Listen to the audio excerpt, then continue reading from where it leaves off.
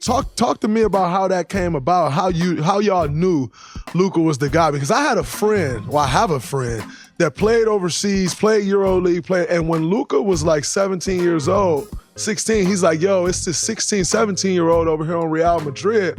I'm telling y'all, he gonna be the next one. And a couple of me and my boys was like, yo, you don't think he too slow? You don't think?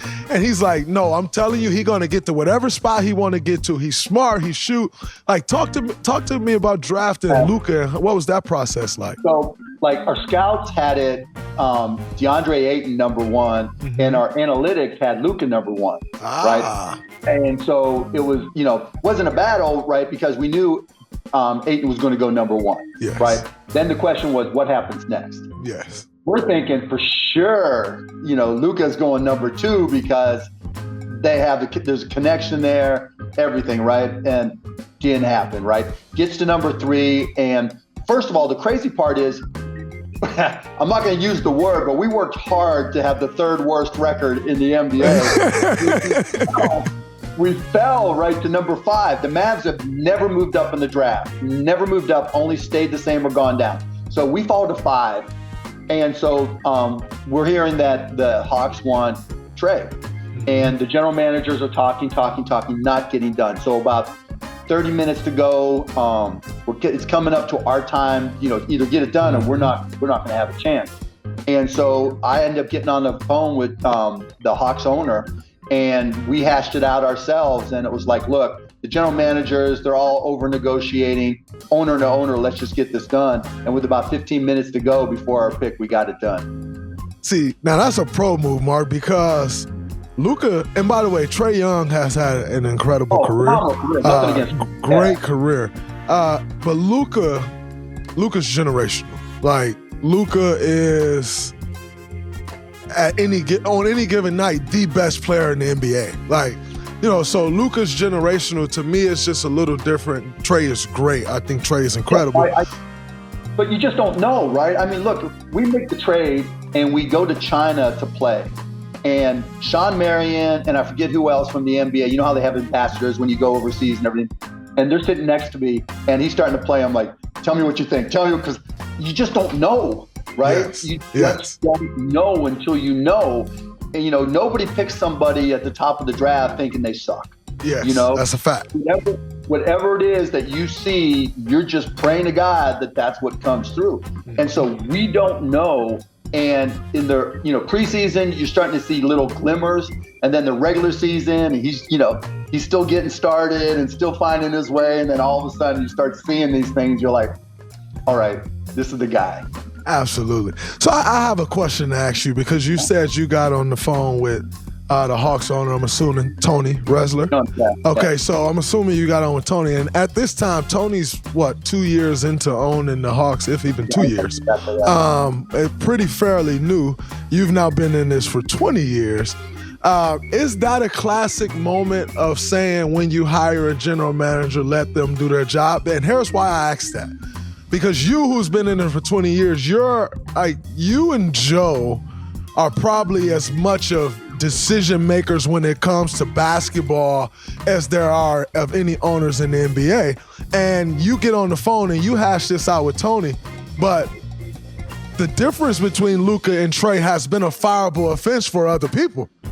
And But the Hawks go to the conference finals his rookie year, right? Yes. You just don't know. And they're looking brilliant. We don't make the playoffs, right? And no, we make the playoffs. We didn't make the playoffs that first year, right? Yeah. And so they're looking like heroes, right? Yes. When you get to the conference finals and we haven't made the playoffs. And so you just don't know. And it just takes time. And like we were talking earlier, you can have a generational player. You can have Michael Jordan. You can have LeBron. LeBron didn't make the playoffs his first year, Michael didn't make the playoffs his first couple years. Absolutely. And so it takes a team. For sure. Vlade Divac lost his job over that because he drafted Marvin Bagley, if I'm not mistaken. Travis Schlenk has been out in Atlanta. But that doesn't seem like your way to go. Like, you had Donnie for years. You don't seem to flip guys much. What's your take on building front offices and coaches and retaining them? Because they get flipped over like nobody's tomorrow around this league, but you don't quite take that approach. Yeah, I mean, until you got something better to go to, why would you change, right? Hiring a coach in particular is the hardest job in professional sports because they walk in the door and they're smart, right? That's why they've got the opportunity to be a head coach in the NBA. So they can tell you point by point by point what's already wrong with your team. Mm-hmm. And they can tell you what they think they want to do to get it there and what you need to do.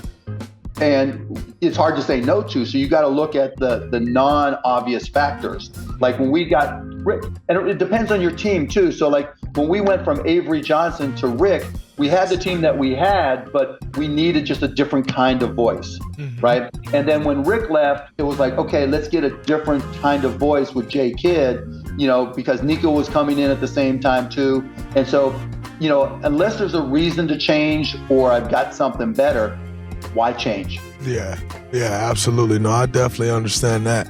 And continuing on the lane of basketball and what you've done with the Mavericks, Dirk obviously has statue, obviously Hall of Fame, obviously championship, MVP, more accolades up until this point. But do you think that Luka Doncic has a chance to be the greatest Maverick ever?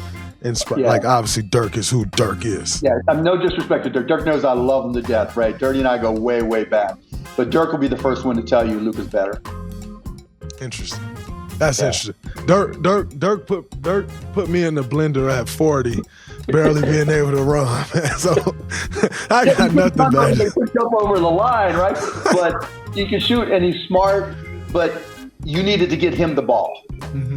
That's the difference, And that's part of what's changed. Like, you almost have to have a 6'6", 6'7", 6'8" guy who can control the ball and get a shot, or get shots for others, because the game is so much faster and so much more skilled, right? Whereas before, you knew that there would be somebody good guarding Dirk and they would double him, but you just had to get him the ball in one of his spots and let him go to work. Absolutely. The game's changed. You can't just do that anymore.